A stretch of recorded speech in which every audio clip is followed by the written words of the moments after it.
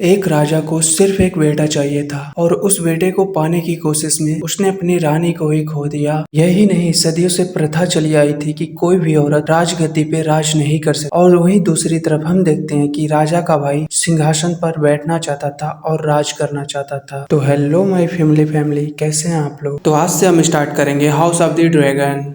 तो हम देखते हैं बुजुर्ग राजा ने अपना उत्तराधिकारी चुनने का निर्णय लिया। अब वो किसे चुनेगा, अपनी लड़की या फिर अपने भतीजे को। लेकिन प्रथा यही थी, सदियों से चली आ रही थी कि कोई भी औरत राजगद्दी पर नहीं बैठ सकती और ना ही उसे राज्य करने दिया जाएगा, जो कि यह पसंद नहीं था उसकी बेटी को।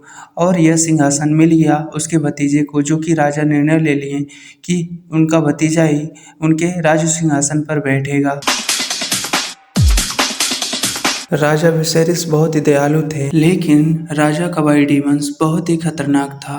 वो डर के जरिए राज करना चाहता था और वो अपने दुश्मनों को बहुत ही कठिन सजा सुनाई और बहुत ही बुरा तरीके से मारा। वह खुद को ही राजा समझता था और ना ही किसी से निर्णय लेता था और ना ही कुछ पूछता था। वो अपने आप को ही राजा समझता था। पर राजा को सिर्फ और सिर्फ शांति चाहिए था। विसेरिस के पास सब कुछ था सिवाय एक चीज के, वो बेटे की, और वो भी जल्द ही पूरा होने वाला था। और बाहर सारे लोग जश्न मना रहे थे और इनका रीति रिवाज यही था कि लड़ाइयों से इनका जश्न मनता है, मारपीट और खून खराबों के साथ। उधर विसेरिस की पत्नी बहुत ही गंभीर और बहुत ही दुखद हालत में थी, लेकिन उसके सामने एक ऐसा फैसला आया जो कोई भी पति नहीं लेना चाहेगा, माँ को बचाएं या फिर बच्चे को। और उधर बहुत ही खतरनाक तरीके से जश्न मनाया जा रहा है। एक योद्धा दूसरे योद्धा से लड़ रहा है और इधर एमा बहुत ही गंभीर और बहुत ही दुखद हालत से गुजर रही है। तभी विसेरिस ने निर्णय ले लिया कि मुझे बच्चा चाहिए। पत्नी ने चीखती रही मगर कोई फायदा नहीं। और यहाँ जो आपस में योद्धा लड़ रहे हैं और जश्न की खुशियां मना रहे हैं, लड़ते हुए रीति रिवाज के साथ, इन्हें क्या पता कि अंदर क्या चल रहा है और क्या हो रहा है। एमा क्वीन दर्द से चीखती रही, चिल्लाती रही, मगर कोई फायदा नहीं। और बच्चे का जन्म हो जाता है और राजा उसकी तरफ देखता है तो वो लड़का रहता है,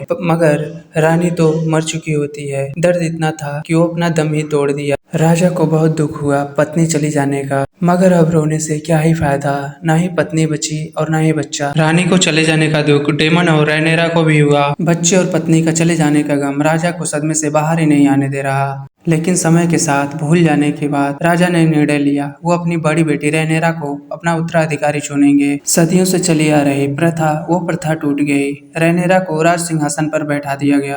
तो सवाल ये आता है कि क्या डेमन ये सब देख के चुप रहेगा? क्या राजा को दूसरी शादी करनी पड़ेगी या फिर रैनेरा को जो राज सिंहासन मिला है, क्या वो अपना राज चला पाएगी या फिर नहीं?